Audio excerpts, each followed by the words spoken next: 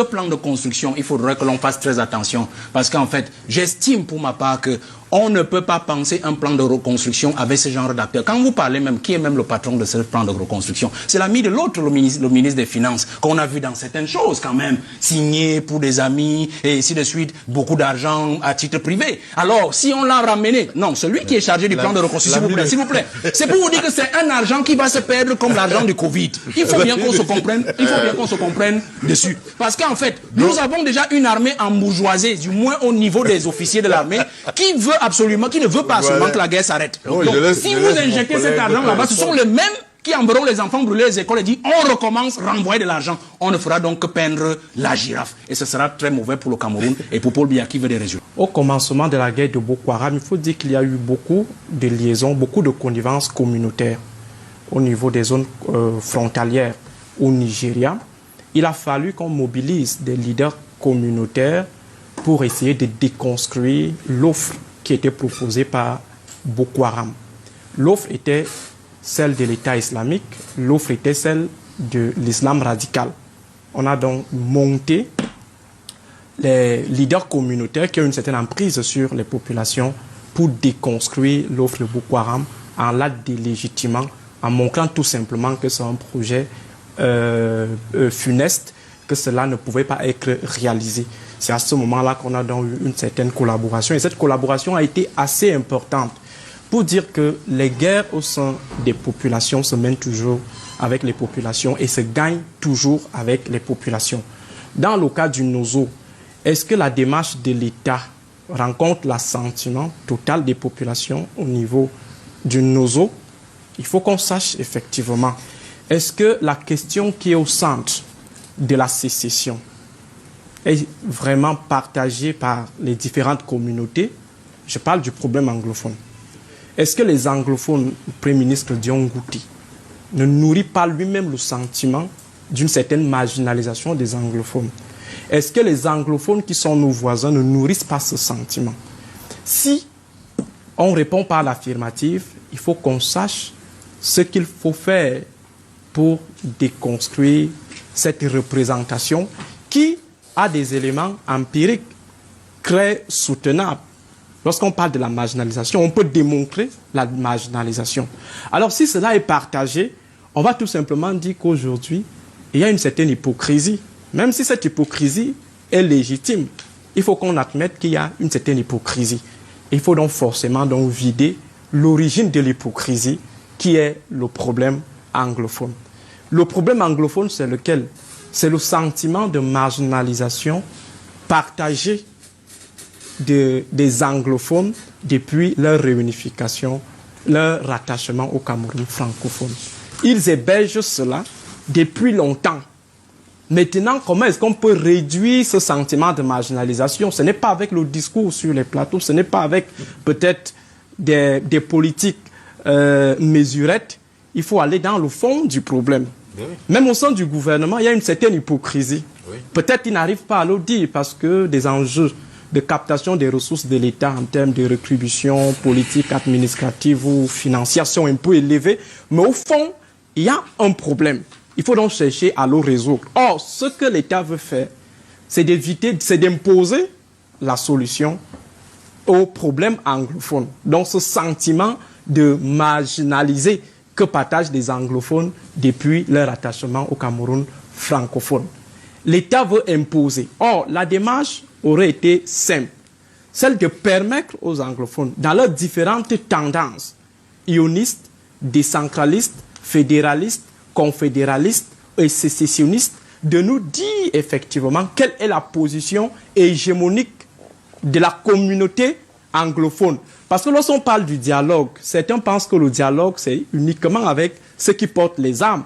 Est-ce qu'ils ont une assise populaire assez prouvée?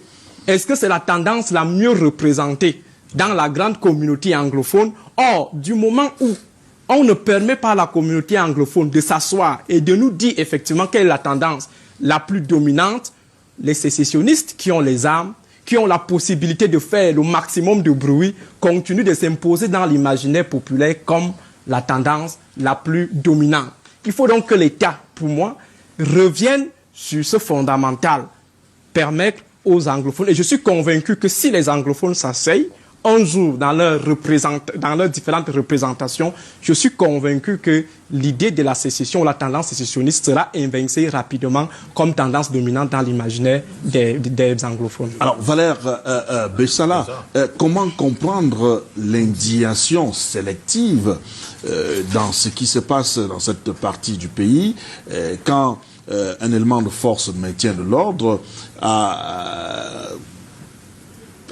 peut-être suite à un dérapage ou suite à quelque chose qui a abouti à la mort d'un enfant dans une communauté donnée, et que ce soit à Bamenda comme que ce soit dans le sud-ouest, les populations réagissent à travers des marches. Mais quand il s'agit, par exemple, d'un cas comme à Kumba, où on a assassiné des enfants, et on voit également ce qui s'est passé à Ekondo Titi, il n'y a pas de réaction. Comment comprendre cela? Non, je crois qu'il faut inscrire ce genre de comportement et d'attitude dans le registre de la peur.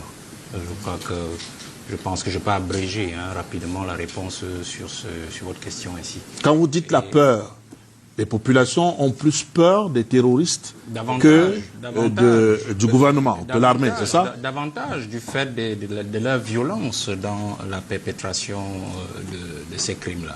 Donc il y a cette peur-là. Et il y a aussi, quand on dit la peur, ce n'est pas forcément aussi dans cette violence, c'est un élément, mais c'est aussi dans le renseignement même, ou l'information qui circule en back-office au sein même de la population. On ne sait pas qui est qui. Et donc, si vous prenez les devants dans une affaire comme celle-là, vous risquez de perdre les vôtres en voulant jouer des martyrs. C'est différent du conflit avec Boko Haram. Vous avez d'ailleurs fait bien de le mentionner, qui était en fait un conflit transfrontière, c'est-à-dire entre le Cameroun et un pays voisin. Là, on est dans une affaire camerouno-camerounaise, comme vous l'avez mentionné. Je voudrais aussi peut-être rappeler tout à l'heure qu'en fait, il n'y a pas de communauté anglophone au Cameroun. Il n'y a aucune communauté qui s'appelle communauté anglophone au Cameroun. Ça n'existe pas. Il y a une communauté Bansor, il y a une communauté Bakweri, il y a une communauté Barombi, et ainsi de suite. Mais il y a une frange de la population camerounaise qui est d'expression anglaise. Il faut qu'on se comprenne dessus. Donc, si on veut régler un conflit en partant de communautés anglophones, on a tout biaisé dès le départ. C'est pour cela que je suis fort à propos sur ce qui venait d'être dit par mon prédécesseur, pour dire que le président a justement rejeté la All Anglophone Conference sur cette base. Parce qu'en fait, quand vous dites All Anglophone Conference, c'est que il voulait profiter de cette conférence dite anglophone pour bâtir en fait une communauté anglophone qu'ils avaient du mal à imposer au reste de la République. C'est pour cela que le président a mis une croix dessus. C'est-à-dire que vous ne pouvez pas venir profiter d'un conflit pour venir bâtir quelque chose qui n'existait pas et créer davantage de problèmes. C'est pour ça qu'il a rejeté. Mais je l'évacue. Je crois que nous sommes sur Ekondo Titi. Je ne voudrais pas que l'on parle de ce qu'on ne connaît pas. Ekondo Titi, c'est un arrondissement de 696 km². Ekondo Titi, dans le département d'Undian. La population en 2005 était évaluée à 56 000 habitants. Aujourd'hui, on l'évalue à presque 82 000 habitants, avec une densité de population pratiquement à 82 habitants au kilomètre carré. C'est un arrondissement qui en fait est entouré des autres arrondissements du département d'Undian. Parce qu'il faut faire très attention. Suivez bien mon regard quand j'évolue, vous comprendrez pourquoi je vais dans ce sens. C'est-à-dire que vous avez Bamousso, vous avez Isangele, Bamousso, c'est à l'extrême sud d'Ekondo Titi et plus proche encore de la mer de ce côté-là. Vous avez Isangele au niveau de l'ouest d'Ekondo Titi. Vous avez plus loin le département, l'arrondissement chef-lieu même d'Undian. Et puis vous avez Kogné et puis plus bas Kumbo, je sais plutôt, Kumbo et Tindi, voilà. Vous avez 9 arrondissements dans ce département. Et pour vous dire qu'en fait, c'est un arrondissement qui est entouré des autres. Comment fait le sécessionniste pour arriver à Ekondo Titi? Vous faites très attention. Ils viennent généralement par Bongé. Et ceux qui arrivent par Bongé viennent généralement par Kumba. Ceux qui arrivent à Kumba sortent généralement par Manfé, Manfé qui est limitrophe au Nigeria. Il faut savoir que la région du sud-ouest est limitrophe à 3 États nigérians. Le Cross River State, le Taraba State et le Benue State. Donc voilà les 3 grands États qui sont limitrophes à la région du sud-ouest. Et Ekondo Titi n'est en aucun cas limitrophe de ces 3 États. Qu'est-ce que vous voulez démontrer? Je vais donc démontrer que quand on parle de cette affaire qui s'est passée avec Kondo Titi, on a comme l'impression que les gens sont sortis du Nigeria et ils sont arrivés à Kondo Titi directement. Non, ils sont sortis des autres arrondissements. Et ceux qui parlaient de la reconstruction tout à l'heure, parce qu'ils disaient qu'il y a des zones qui sont déjà quand même pacifiées et qui peuvent donner lieu à une reconstruction. Non, mais non. Dites-vous bien que s'il y a encore des engences insécures, par exemple en Bongé, qui est limitrophe à Kondo Titi, rassurez-vous qu'aller reconstruire Kondo Titi, vous n'aurez aucun résultat parce que ces mêmes garçons repartiront de là et viendront brûler les écoles que vous venez de reconstruire. C'est pour vous dire quoi en fait? Le processus de reconstruction aujourd'hui doit tenir quand même compte des canons. Parce que l'honorable Koupit a bien dit, ce n'est pas parce qu'on fait ailleurs, mais il y a des canons, il y a des bases sur lesquelles on peut partir en modifiant ou en tropicalisant ou en adaptant la solution au Cameroun, aux réalités camerounaises. Je vous ai parlé tout à l'heure dans mon premier propos du peacemaking. On cherche d'abord la paix. Chercher la paix, on a cherché la paix à travers le grand dialogue, c'est-à-dire qu'on a réuni les uns et les autres en disant proposez-nous des solutions. Bon, il a dit c'était un faux dialogue, mais c'est de ce faux dialogue dont il parle qui est sorti justement le plan de reconstruction qu'il allait valider à l'Assemblée nationale. Où ça a échoué, mais bref, c'était un échec. Donc c'est de l'échec, c'est de cet échec qu'on a tiré donc le plan de reconstruction que vous êtes allé pourtant acquiescer à l'Assemblée nationale. C'est quand même antinomique. Hein? Non, je poursuis. Pour dire que il y a dans le peacemaking, on cherche la paix. C'était dans le grand dialogue.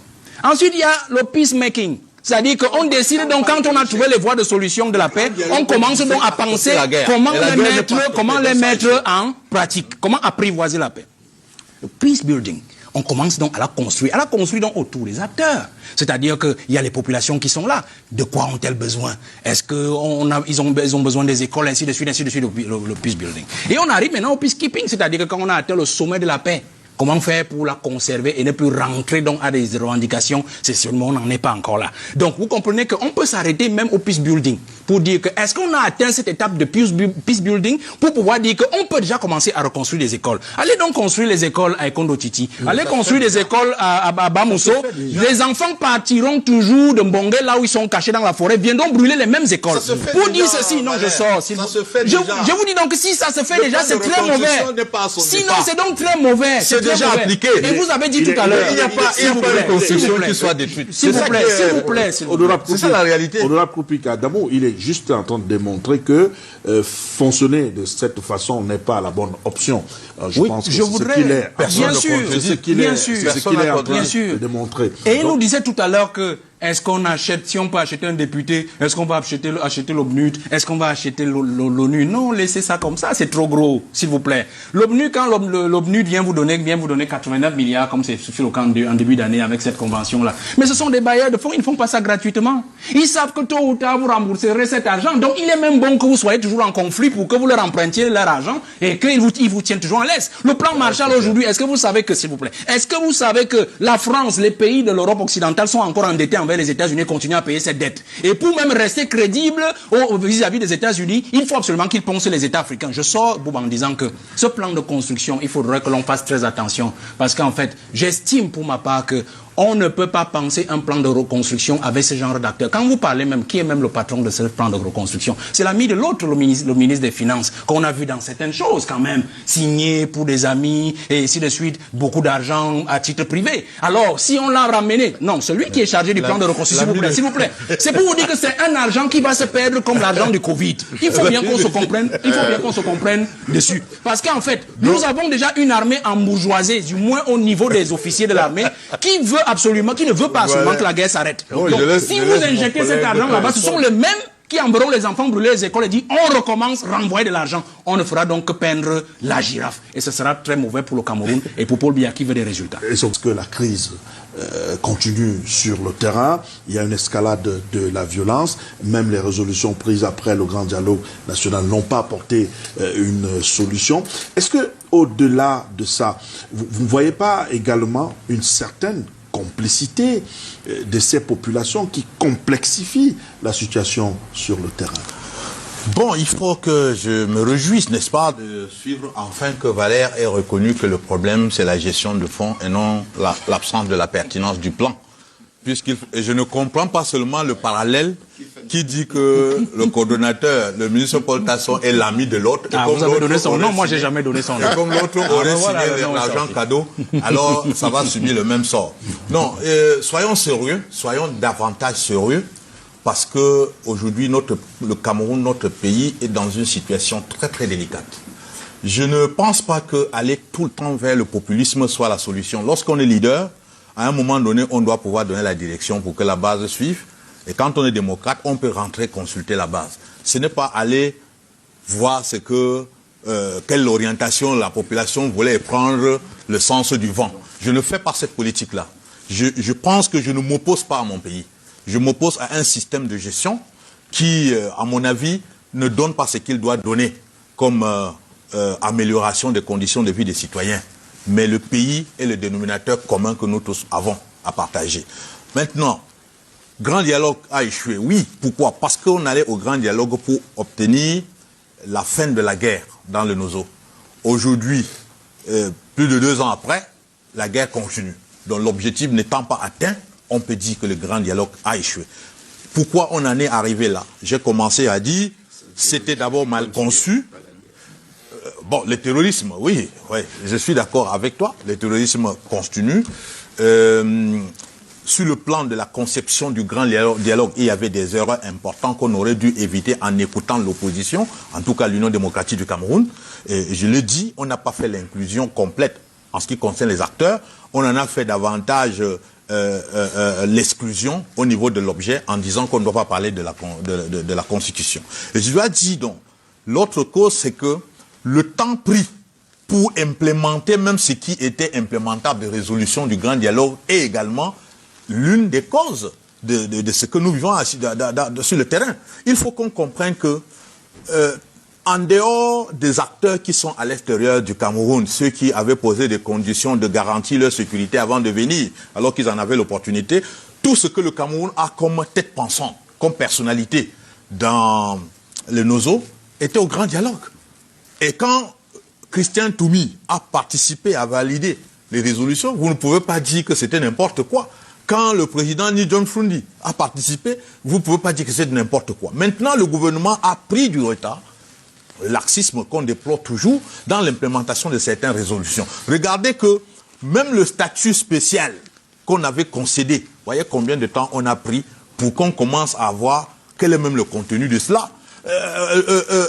En ce qui concerne la revue, par exemple, de la loi sur la nationalité, jusqu'à présent, on n'en parle pas. Bon, le plan de reconstruction qui a commencé à être implémenté, vous comprenez que pour être logique avec soi, on ne peut pas aller combattre cela. Et je rappelle à Bessala qu'on n'est pas venu à l'Assemblée demander l'onction pour démarrer. On est venu informer à quel niveau on en est dans l'implémentation.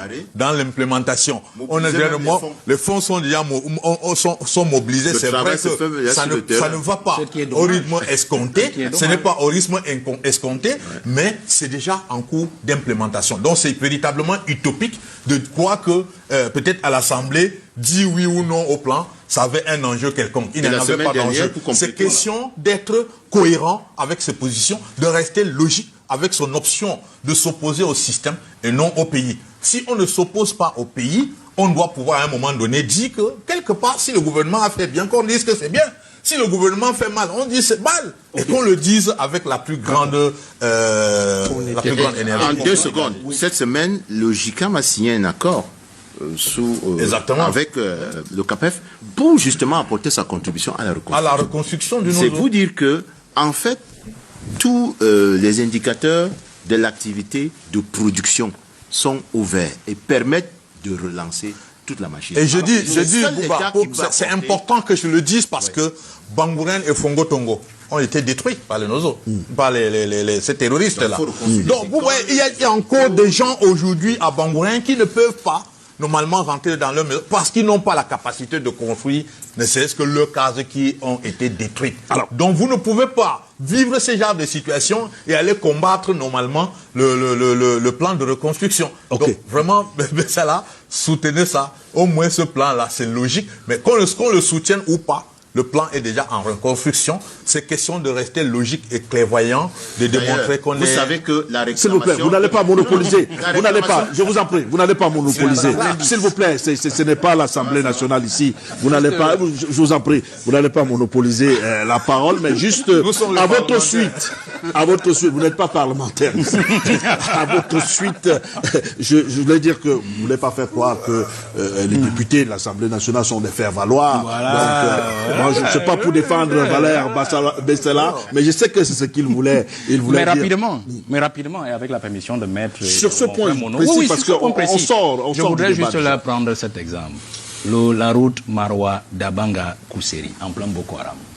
C'est une route que l'État avait décidé de continuer à construire malgré le conflit entre Boko Haram. Donc on était dans une logique de reconstruction, si on peut dire ça entre guillemets.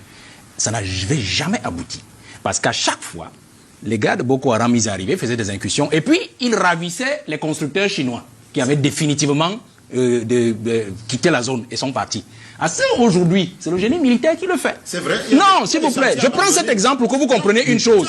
Il n'y aura jamais assez de soldats pour sécuriser les maçons, les entrepreneurs, des écoles, dans tous les arrondissements. Dans le sud-ouest, il y en a 28. 28 arrondissements du sud-ouest. Je vous fais grâce du nombre d'arrondissements dans le nord-ouest. Donc, pour vous dire, en fait, que on ne peut pas penser que comme il y a déjà de la paix à Fongo Tongo, alors on peut aller reconstruire en Bongué. Les gens qui sont cachés en Bongué là reviendront détruire ce qu'on est en train de faire de l'autre côté. Donc il y a un minimum à garantir aux populations. Qu'est-ce que gagne, je sors par là, qu'est-ce que gagne un paysan à rentrer dans son village, venir rebâtir sa case, quand il sait que les gens là peuvent encore revenir? Mais la reconstruction n'a pas... C'est ça le véritable souci. S'il vous plaît, deux dernières réactions. Vous aurez dû contester cela à l'Assemblée. Deux dernières réactions sur ce sujet. D'abord avec Maître Claude Assira. Est-ce que les donneurs d'ordre aujourd'hui qui sont, on les connaît, ils sont aux États-Unis, ils sont au Canada, ils sont un peu partout, est-ce qu'ils maîtrisent encore la situation sur le terrain quand on voit des bandits des grands chemins, parce que c'est de ça qu'il s'agit, qui sèment la terreur en allant attaquer des établissements, des hôpitaux, et des lieux de culte? Est-ce que ces donneurs d'ordre ont encore la main mise sur ces personnes ni foi?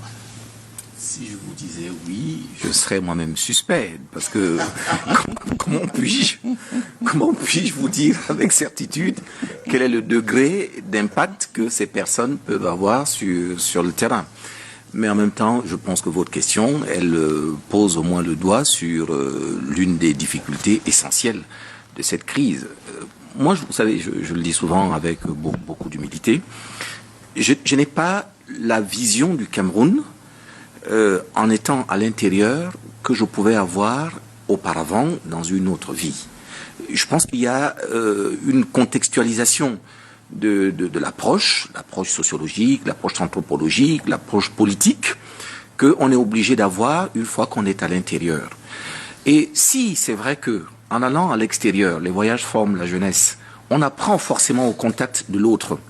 Malheureusement, c'est à la perte d'un peu de la connaissance qu'on devrait pouvoir avoir du tropisme local. Ça, il faut dire les choses comme elles sont.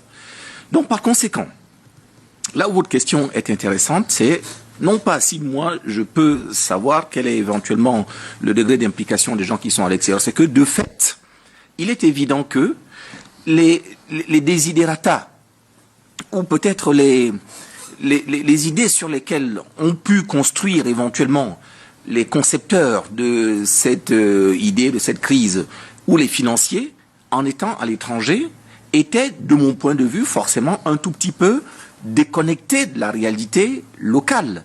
Et donc je peux imaginer que de là où ils sont, ils peuvent peut-être pas avoir une connaissance réelle de ce que les populations sur le terrain vivent véritablement au quotidien et peuvent parfaitement inciter ou indiquer un certain nombre d'orientations ou de souhaits qui sont en déphasage total avec les réalités camerounaises. D'autant que leur départ, pour la plupart, si je m'en tiens du moins aux informations qu'on nous communique souvent, pour ceux qui sont présumés être des leaders, sont souvent des expatriations extrêmement anciennes dans le temps.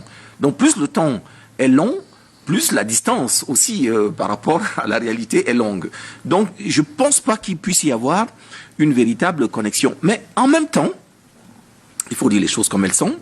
Vous avez aussi, je vous ai dit, moi je n'ai pas étudié ces questions comme on les étudie dans des amphis ou dans des universités. Il m'est arrivé simplement avec le bon sens élémentaire d'échanger, de discuter avec des gens qui étaient sur le terrain à partir de dossiers que nous défendions.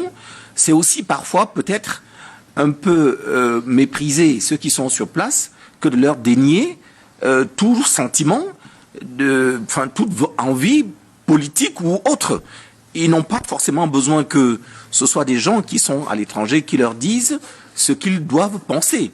J'ai entendu parfois, et quand je l'ai dit, j'ai souvent été critiqué, en discutant avec des gens, ils vous disent, bah oui, vous, pour la reprise de l'école, par exemple, quand on leur disait, bah écoutez, il faut aller à l'école pour les enfants et tout, etc., ils vous disaient, bah attendez, vous, quel est le sentiment? Vous pensez que vous allez aimer nos enfants plus que nous-mêmes? On prendra le temps qu'il faut pour que nous puissions obtenir ce que nous voulons. Mais si il faut que ce soit au sacrifice des études de nos enfants, ça devra être le sacrifice qu'il faudra mettre sur la table. Donc il y a quelque part là-dedans, à tort ou à raison, je ne dis pas forcément qu'ils ont raison en le pensant, mais il y a nécessairement de la part des populations locales des desiderata qui, je crois, étaient aussi des desiderata en rapport avec leur vie au quotidien. C'est comme un peu beaucoup d'entre nous, souvent des choses qui sont en rapport avec le mal-être, avec les problèmes de gouvernance ou de mauvaise gouvernance, que malheureusement d'autres ont pu capter ou ont su capter pour pouvoir en faire des instruments et arriver à ce que nous avons aujourd'hui. Aristide Monod, on sort par là. Comment faire pour éviter ce genre de drame, une fois de plus, parce que après combat, nous sommes encore à un autre drame du côté des Kondo Titi, mais jusque-là, on ne sort pas, on n'est presque pas sorti de l'auberge. En réalité, Bouba, il faut dire que ce qui plombe la résolution de la crise, c'est que de la situation. C'est qu'on ne veut pas résoudre le problème anglophone. Parce qu'il faut distinguer le problème anglophone de la crise anglophone et de la guerre en zone anglophone. Le problème anglophone, c'est le sentiment de marginalisation évoqué tout à l'heure. Et ce sentiment de marginalisation a eu des moments convulsifs qui pouvaient être facilement domestiqués par l'État. Peut-être lors de la tripartite, on pouvait bien gérer cela, même avec la décentralisation. Malheureusement, on a laissé la paix se saturer jusqu'à donner une crise qui a donné naissance à une guerre. Il faut donc revenir à la racine. Et concrètement à ce que l'honorable Essumba et Valère ont dit tout à l'heure au sujet de la communauté anglophone. La communauté n'est pas matérielle. La communauté est intellectuelle. C'est une représentation. Le nous se construit. Au sens de Max Weber, le communalisme, c'est le sentiment d'appartenir tout simplement à un même groupe. Du moment où on a ce sentiment, même s'il n'y a pas une démarcation matérielle, il y a que nous sommes dans une communauté. Et je vais prendre un cas, une illustration simple. Pourquoi est-ce que non, la communauté, le nous, c'est-à-dire la Gemeinschaft, qui est différente de la Gesellschaft, oui. La Gemeinschaft est intellectuelle. Elle est dans les représentations. Ça veut dire que si aujourd'hui on se décide par exemple de faire partie d'un groupe qu'on appelle Canal Presse, forcément si on l'intègre, même sans avoir un soubassement matériel, forcément nous sommes dans une communauté. Et je vais prendre une illustration. Je vais prendre une illustration simple. Lorsque par exemple on décide de faire des ressortissants anglophones les premiers ministres, c'est sur quelle base? Dans la répartition ethnique ou alors dans la répartition identitaire du pouvoir. Sur quelle base on nomme un premier ministre ressortissant du nord-ouest et du sud-ouest? Si la communauté anglophone n'existe pas. Or, on sait bel et bien que la répartition du national cake au niveau de l'appareil de l'État, cette répartition tient compte de ces identités. Donc l'identité anglophone est assez considérée dans le choix du Premier ministre au Cameroun. Deuxième chose, il y a eu ce qu'on a considéré comme des affirmatifs actes, c'est-à-dire des politiques discriminatoires à la veille, au lendemain du déclenchement de la crise en 2016. Le président de la République a revu par exemple la question a engagé un bon nombre de politiques publiques ciblées en direction des anglophones. On a même accordé aujourd'hui le statut spécial. Pourquoi cette discrimination s'il n'existe pas une communauté anglophone? C'est qu'on tient compte de cette identité sociologique